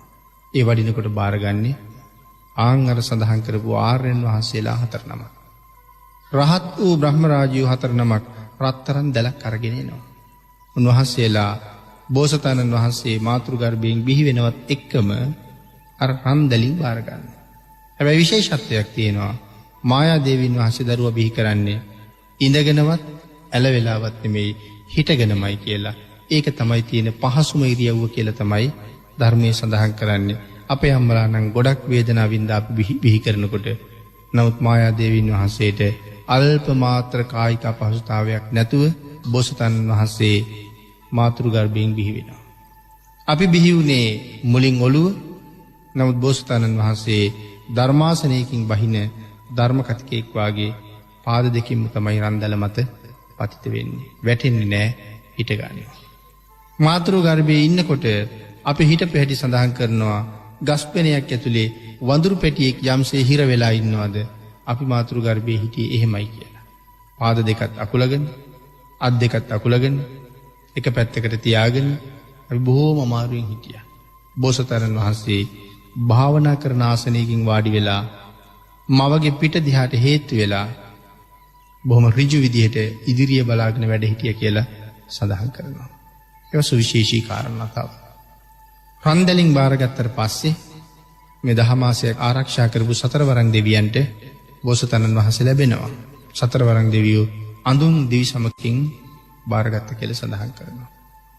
ඊට පස්සේ ශාක්‍ය රජවරුන්ට හම්බ වෙනවා. ශාක්‍ය රජවරු ඊටාම පාරිශුද්ධ වූ ධවල වස්ත්‍රයකින් පිළිගත්ත කියලා සඳහන් කරනවා. ඉන් පස්සේ තමයි මහ පොළොවට ශ්‍රී පාද තබන්න ලෑස්ති වෙන්නේ. ආන් මේ වෙලාවට නෙළුම් මල් 7ක් පුපුණ නෙමෙයි සක්වලවල් 10000ම නෙළුම් මල් වලින් වැහෙනවා. ඒ කාරණාව එහෙම්මම පැහැදිලි කරනවා. සක්වලවල් 10000ම නෙළුම් මලෙන් වැහෙනවා. ඒ කියන්නේ ගංගාවල් ඉතුරුුනේ නැහැ, මහා සමුද්‍ර ඉතුරුුනේ නැහැ, මහා කඳු මුදුන් ඉතුරුුනේ නැහැ. ඒ සියල්ලම නෙළුම් මලින් වැහෙනවා. කළුගල් පලාගෙන දණ්ඩ පදුම කියන විශේෂ පුෂ්පයන් පිපුණ කියලා සඳහන් කරනවා. ඒත් එක්කම මුළු අහස් තලයේම නෙළුම් මල් වලින් වැහෙනවා. ඒ නෙළුම් මල් වල නැට්ට උඩට මල විතරක් පාතර පේනවා. එල්ලෙනවා නෙළුම් මල්. ආංගවට කියනවා ඕලම්බික පදුම කියලා. එල්ලෙන නෙළුම්. කවුද මේ පූජා කරන්නේ? ස්වභාව ධර්මයමයි. ගස්වල මල්පල දරනවා හොඳට. වෙනතුනි ස්වභාව ධර්මයේ විසින් මේ තරම් පුෂ්ප උපහාර දක්වන්නේ. මෙතන මේ අද බෝධිසත්ව අන්තිමාත්ම භාවයේ උපදින්න එනකන් ලෞතුරා බුදුරජාණන් වහන්සේලාට පසේ බුදුරජාණන් වහන්සේලාට මහරහතන් වහන්සේලාට සර්වඥ ධාතුන් වහන්සේලාට ජයශ්‍රී මහ බෝධිරාජාණන් වහන්සේලාට ආර්ය උතුමන් වහන්සේලාට මොන තරම්නම් මල් නෙලලා පූජා කරන්න ඇද්ද? ස්වභාව ධර්මයේ උන්වහන්සේට මෙහෙම මල් පූජා කරන්න. ඒ ඔබ වෙනුවෙන්මයි, ඒ අපි වෙනුවෙන්මයි. ඊට පස්සේ උන්වහන්සේ 4 දිශාවම බැලුවා මට වඩා උතුම් කෙනෙක් ඉන්නවද කියලා. සිව් පැත්තම බලනකොට හැම පැත්තෙම දෙවියෝ ഘോഷා කළේ ස්වාමීනි ඔබ වහන්සේට වඩා උතුම් අය තබා සමානෙක්වත් කොහෙන්ද? සිව් පැත්තෙම ඔය ഘോഷාවයි ඇහුනේ. සමාන කෙනෙක්වත් නැහැ. ඊට පස්සේ තමයි අර අභීත සිංහනාදය කළේ. අග්ගෝ හමස්මිලෝ කස්ස, ජෙට්ටෝ හමස්මිලෝ කස්ස, සෙට්ටෝ හමස්මිලෝ කස්ස, අයමන්ති මාජාති නත්තිදානි පුනබ්බව්. මම මේ ලෝකයට අග්‍රයි, මම මේ ලෝකයට ජේෂ්ඨයි, මම මේ ලෝකයට ශ්‍රේෂ්ඨයි. නමුත් මේක මගේ අන්තිම උපතයි. ඒ ප්‍රකාශය කළේ 7 පියවරක් ඉස්සරහට වැඩම කරලා. ඒ 7 වෙනි පියවර මත නතර වෙලා තමයි මේ ප්‍රකාශය කරන්නේ. සඳහන් කරනවා ඒ පියවර මත වඩිනකොට ශරීරයේ වස්ත්‍ර තිබුණේ නැහැ කියලා. යම්සේ දරුවෙක් පිහිවෙන්නේද ඒ ස්වરૂපයම තමයි. වස්ත්‍ර නැහැ. ලොකුුනෙත් නැහැ කියලා සඳහන් කරනවා. යම්සේද උපදින බිලිඳෙක් බෝසතාණන් වහන්සේත් ඒ බිලිඳම තමයි. ලොකු වෙලා ප්‍රකාශය කරන විතර වෙනසක් තියෙනවනේ. නෑ මේ පුංචි බිලිඳම තමයි මේ ප්‍රකාශය කරන්නේ මට වඩා අග්‍ර කෙනෙක්වත්, ජේෂ්ඨ කෙනෙක්වත්, ශ්‍රේෂ්ඨ කෙනෙක්වත් නැහැ කියලා. නමුත් අර 4 දිශාව බලනකොට ඉන්නවද කියලා දෙවියෝ ഘോഷා කරලා නැහැ කිව්වා. සඳහන් කරනවා මහා කල්ප 16000ක් අවශ්‍ය තිබිච්ච රහත් වෙච්ච බ්‍රහ්ම රාජු ඇවිල්ලා දන ගහලා කියනෝ නෑ කවුරුවත් නෑ කියලා. එතනත් ආපහු රහතන් වහන්සේලා තමයි දන ගහන්නේ. අර පස්සේ කාලේ එක බමුණෙක් බුදුරජාණන් වහන්සේට චෝදනා කළානේ වැඩිහිටියන්ට ගරු කරන්නේ නැහැ කියලා. ආන්ගෙදත් බමුණට කියලා දුන්නා. අද නෙමෙයි බ්‍රාහ්මණය, එදා මම ඉපදිච්ච දවසෙත් මෙන්න මෙවන් අය මං ගාව දන ගැහුවා. මේ ලෝකෙ මගෙන් ගෞරව සම්මාන ලබන්න පුළුවන් වස්තුවක් කෙනෙක් මේ ලෝකෙ නැහැ කියලා. යම් කෙනෙක් ඉස්සරහට එනකොට භාග්‍යතුන් වහන්සේ ඉන්න ආසනෙන් ඔහු එන නිසා නැගිට්ට හැමනම් එන පුජ්‍යලයාගේ හිස එතනම ගැලවිලා බිම වැටෙනවා කියලා සඳහන් කරන්නේ. මේ ගුණ කදම්බේ නැගිටවන්න කෙනෙක් මේ විශ්වයේ එදත් නැහැ, අදත් නැහැ, හෙටත් නැහැ. එතෙ මේ විදිහට කාලයේ කෙමෙන් ගෙවිගෙන ගිහිල්ලා 16 වයසට එනකොට සුද්ධෝදන මහරජුරු විවාහ කරලා දුන්නා. ළමා කාලේ තව දක්වන්න කරුණු කාරණා ඕන තරම් තියෙනවා. ළමා කාලේ ගෙවිච්ච හැටි, මාලිගා හදලා දුන්න හැටි, බොහෝ දෙනාගේ වන්දනා මාන වලට ලක් වෙච්ච හැටි, තව මේ කාරණාවත් එක්ක සාකච්ඡා කරලා ඉවර වෙන්න කරුණු නෙමෙයි. හැබැයි බෝසතාණන් වහන්සේ කවදාවත් කාටවත් වඳින්නේ නැහැ. මේ අන්තිම ජීවිතේ මව්පියන්ටවත් වඳින්නේ නැහැ. අපේ දහම් පාසල් පොත්වල, අපේ ඉස්කෝල පොත්වල තියෙනවා සර්වමිත්‍ර කියලා ගුරුවරයෙකුත් හිටියා කියලා. එතකොටම හැබැයි අර සිංහනාදයේ බොරු වෙනවා. අග්ගෝ හමස්මිලෝ කස්ස කියප එක. මම අග්‍රයි කියප එක. මොකද ශිෂ්‍යයා ගුරුවරයාට වඳින්න ඕනේනේ. එහෙනම් සර්වමිත්‍ර කියලා ආචාර්යවරයෙක් හිටියානම් ගුරුවරයා ශිෂ්‍යයාට වැඳලා උගන්වනවා නෙමෙයි, ශිෂ්‍යයා වැඳලා ඉගෙන ගන්නවා. එහෙනම් බෝසතාණන් වහන්සේ වඳින්න ඕනේ. ඒ කියන්නේ අග්‍ර කෙනෙක් ඉන්නවා. අර ප්‍රකාශය බොරු වෙනවා. නෑ, එහෙම වඳින්නෙම නෑ කියලා ධර්මයේම සඳහන් කරනවා. ගුරුවරු නෑ කියලා ධර්මයේම සඳහන් කරනවා. මේ අන්තිමාත්මේ විතරද ගුරුවරු නැත්තේ? නෑ, බුද්ධත්වයට ආසන්න වෙනකොට ආත්ම ගණනාවක ගුරුවරු නෑ. විදුර පඬිතුමාට ගුරුවරයෙක් නෑ. මහෞෂධ කුමාරයාට ගුරුවරයෙක් නෑ. කුස රජුරවන්ට ගුරුවරයෙක් නෑ. නමුත් මහා ශක්ති කදම්බයන් තිබුණා. කාගෙන්වත් ඉගෙන ගත්තේ නෑ. කුස රජුර මොන තරම් දක්ෂද? කෝටි 7ක් එක යුද්ධ කරන්න ආවේ තනියම. කාටද මේ ලෝකේ කෝටි 7ක් එක යුද්ධ කරන්න පුළුවන්? මුළු ජම්බුද්වීපයේම ඇහෙන හඬවල් 4ක් පිළිබඳව ධර්මයේ සඳහන් කරනවා. එයින් එකක් තමයි කුස රජුරවන්ට කෝටි 7ක් ඇවිල්ලා පණිවිඩයක් එව්වා අපි යුද්ධයට ආවෙන්න කියලා. කුස රජුරු ඇතාගේ පිටේ නැගලා යුද පිටියට ඇවිල්ලා ඉන්න පිරිසකින් ඇහුවා මටයි කුස කියලා කියන්නේ. අහං සීහස්සර කුස රාජා, මට තමයි සිංහ සේනාධිපති කුස කියලා කියන්නේ. කවුද යුද්ධ කරන්න ආවේ කියලා ඇහුවේ. සඳහන් කරනවා මේ ප්‍රකාශයේ විතරයි කෝටි 7ක් හිස් ලූලු අත දීව කියලා. ආවේ කොහෙන්ද දුවන්නේ කොහාටද කියලාවත් මතක තිබුණේ නැහැ කියලා. යුද්ධයක් තිබුණේ නැහැ. ආන් ඒ වෙලාවේ ඇතාගේ පිටෙන් බිමට පැනලා මේ 7 දෙනෙක් 7 පැත්තට දුවනවනේ. මේගොල්ලෝ එක්ක ආපු රජවරු. එහෙනම් 7 පැත්තටම දුවලා රජවරු 7 දෙනාම අල්ලගෙන ඇවිල්ලා එකට ගැට ගහලා තිබ්බ කියලා සඳහන් කරනවා. ඒ තරම් දුවන්න පුළුවන් ශක්තියක් තිබුණා. හරියට ඊතලයක් යනවා වගේ. මහ පුදුම ශක්තියක්. එතකොට මේ හැකියාවන් ලබාගත්තේ කාගෙන්වත් ඉගෙනගෙන නෙමේ, ස්වභාවයෙන්ම තමන්ගේ ශක්තිය. ඉතින් අන්තිම ජීවිතේ එහෙනම් කොයිතරම් ශක්තිවන්තද? ඒ හින්දා ගුරුවරු හිටියෙත් නැහැ, කාටවත් වැන්දෙත් නැහැ. ක්‍රමක්‍රමයෙන් ආයු වර්ධනය වෙමින් ආවා. විවාහ කරන වයසටත් ආවා. හැබැයි කවුරුවත්ම දුවක් දෙන්න කැමති නෑ. කිසිම දෙයක් ඉගෙනගෙන නෑ. කිසිම රාජ්‍ය තාන්ත්‍රයක් පාලනය කරන්න පුළුවන් ශිල්පයක් ශාස්ත්‍රයක් දන්නේ නෑ. සඳහන් කරනවා ඒ වෙලාවේ මව්පියන්ට ඇති වුණා ලොකු දුකක්. ඒ පුතා විවාහ කරන්න හැටියක් නෑනේ. හැබැයි එක දවසක් පුතාට ඒ කාරණාව කිව්වා. අන්න එදයි කිව්වේ එහෙනම් ශිල්ප පෙන්වන්න කරුණු සූදානම් කරන්න කියලා. කටයුතු කරන්න කියලා. කටයුතු සංවිධානය කළා. ඇවිල්ලා අතට ගත්තේ 1000ක් දෙනා එකතු වෙලා අදින දුන්න. මිනිස්සු 1000ක් එකතු වෙලා අදින උඩ දුන්නක් තමයි අවගමන් ගත්තේ. ඒ කියන්නේ හැබැයි ඒ කාලේ ඒ තරම් ශක්තිවන්තයෝ හිටියා. මේ දුන්න හදලා තිබ්බේ කලින් කවුරු හරි අදින්න නිසානේ. සඳහන් කරනවා ඒක කාගේවත් නෙමෙයි තමන්ගේ තාත්තා පාවිච්චි කරන දුන්න. ඒතර සුද්ධෝදන මහරජුගේ මොන තරම් ශක්තිවන්තද? අමතක කරන්න එපා ඒක ශාක්‍ය වංශය. එන ශාක්‍ය වංශය හැදුන හැටි ශාක්‍ය වංශයේ උපදින අය ශක්තිමත් වෙන බව අපි පින්තුන් දන්නවනේ.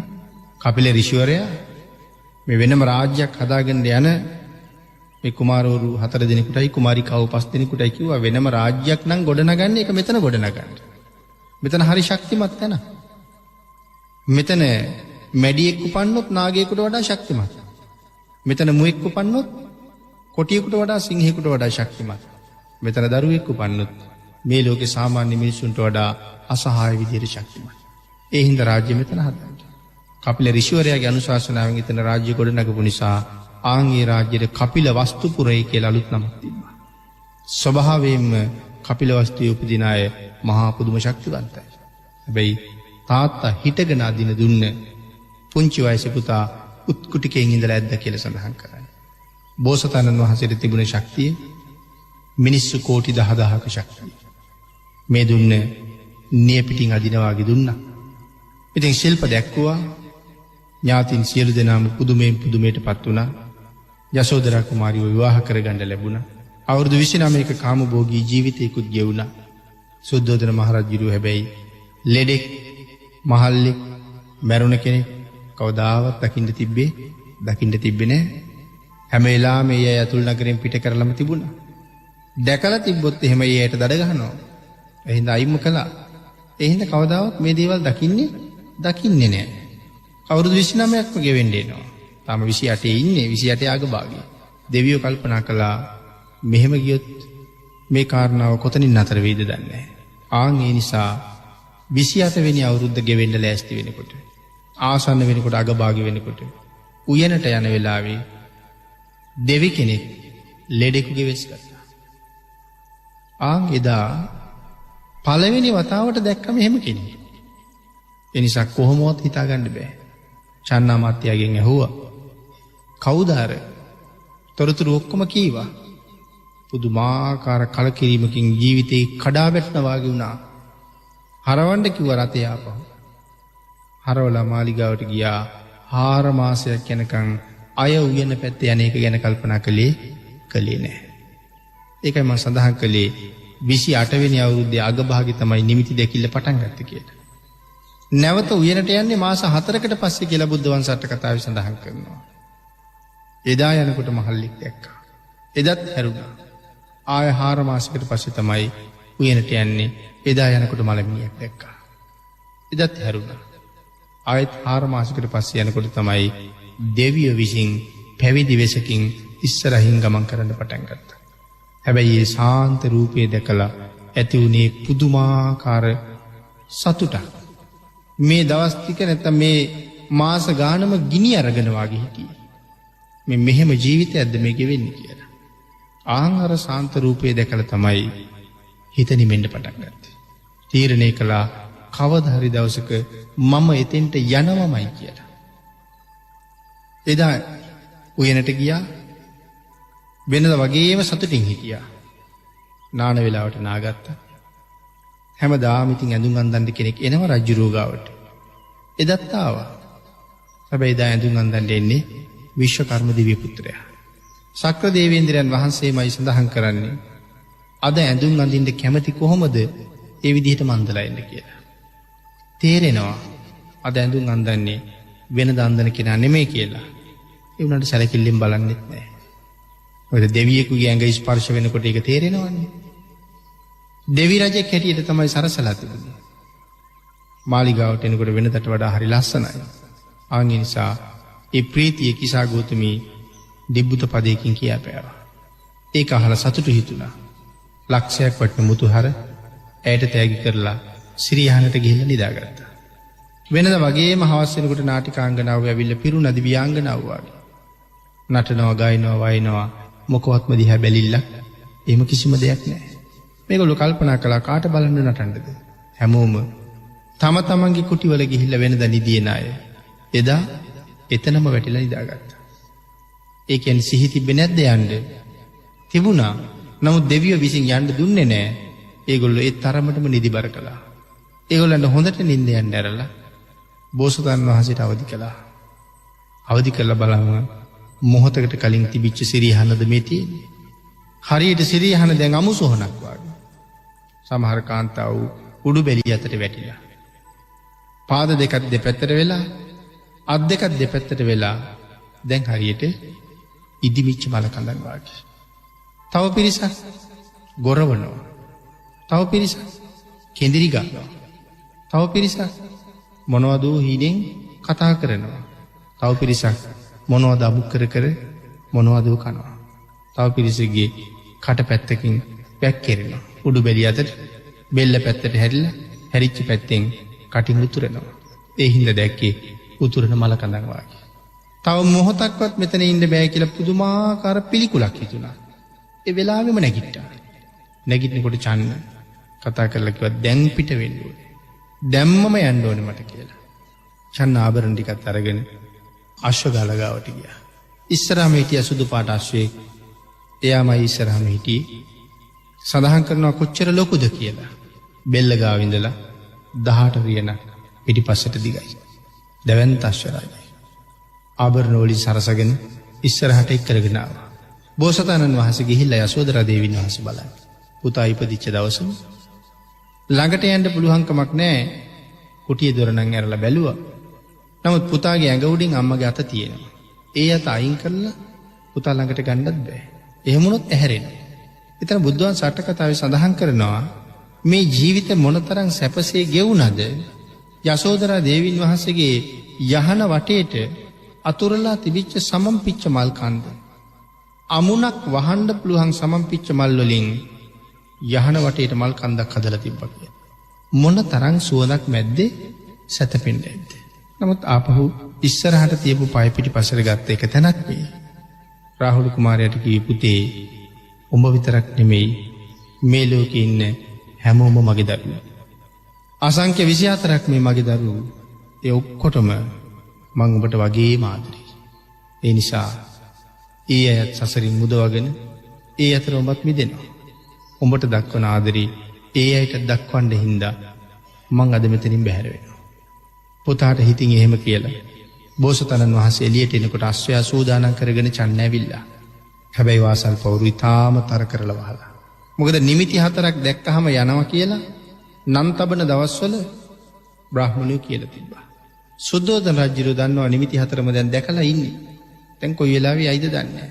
වෙනදට වඩා පවුරු තර කරලා ආරක්ෂක බටේ යොදලා ඉන්නේ 18 රියනක් උස වාසල් පවුර. රියන් 18ක් උසයි කියලා සඳහන් කරනවා ප්‍රාකාර. නමුත් ලක්ෂයා ළඟට එනකොට චන්න කියන යෝධයෙක් සාමාන්‍ය කෙනෙක් මේ මහා කල්ප ලක්ෂයක් පෙරම් පුරලා ඉන්නේ මේ ආරක්ෂාවට එන්නේ. ආන්ගේ හිඳ කල්පනා කරනවා බෝසතාණන් වහන්සේත් අරගෙන අශ්වයාත් අරගෙන පයින්නවා කියලා. අශ්වයා කල්පනා කරනවා මගේ ස්වාමියා මුලින් වාඩි කරවගෙන චන්න ඊළඟට ඉඳවගෙන මම පයින්නවා කියලා. ළඟට එනකොට අශ්වයාට ඇතිවෙච්ච සතුට ආන්ගේ හිඳ සඳහන් කරනවා කෑ ගහපු තරම් මුළු ජම්බුද්වීපයටම ඇහෙනවා කියලා. ඒ අශ්වයාගේ හඬ මුළු දඹදිවට ඇහෙනවා. දැන් දඹදිව ප්‍රමාණය දන්නවනේ අපි. එච්චරට ඇහෙන්න කෑ ගහන්න. ඒ මෙයාගේ සතුට මහා කල්ප ලක්ෂයක් පෙරම් පුරුවේයි. බෝසතාණන් වහන්සේ අබිනිෂ්ක්‍රමණය කරන දවසේ පිට උඩ තියාගන්න. දැන් ඒ පාරමිතාව මල්පල ගැන්වෙන්න සූදානම් වෙන වෙලාව. කොයිතරම් සතුටක් ඒ හිත ඇතුලේ තිබුණද කියලා කාට කියන්නද? ආන් ඒකයි ඒ කෑ ගහන හඬ මුළු ජම්බුද්වීපයටම ඇහෙනවා. හැබැයි ජම්බුද්දීපයට ඇහුණනම් මොනවා වෙයිද? සුද්ධෝදන රජුරුවෝ ඇමතිවරු සියලුම රාජ්‍යයේ රටවැසියෝ අවදි වෙනවා. දැන් හැමෝම දන්නවා අයියෝ රජුරුවෝ කවද ඇයිද දන්නේ නැහැ කියයි. එහෙම වුණොත් නම් යන්න වෙන්නේ නැහැ. ආන් ඒ හින්දා හඬ පිට වෙනවත් එක්කම අශ්වයාගේ හේෂාරාවේ දෙවියෝ අල්ලනවා කියලා සඳහන් කරනවා. කටින් පිට වෙනවා. නමුත් තව මොහොතක්වත් එහාට යන්න දෙන්නේ නැහැ.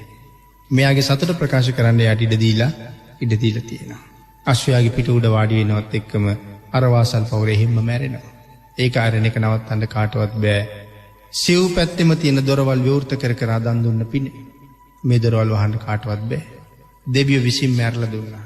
දෙවියෝ ඇරලා දුන්නට යන්න හම්බෙන්නේ නැහැ. ඇයි? එක පාදයක් උස්සලා එක පාදයක් අශ්වයා තියෙනකොට සඳහන් කරනවා සුද්ධෝදන රාජ්‍ය රැව් පිළිරැව් දෙනවා මේ අශ්වයාගේ කුරහඬ ඒ තරම් ශබ්දයි කියලා.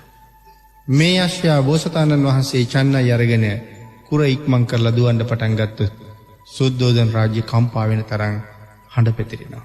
එහෙම වුණොත් ආයෙත් යන්න වෙන්නේ නැහැ. බෝසතාණන් වහන්සේ කල්පනා කළා එහෙම වුණොත් මොනවා වෙයිද? ඒ නිසා ඇතැම් තැනක සඳහන් කරලා තියෙනවා මට අද යන්න බැරි වුණොත් සූවිසි අසංකේයයක් මගේ දරුවෝ කාගේ මූණ බලලා සැනසෙයිද කියලා.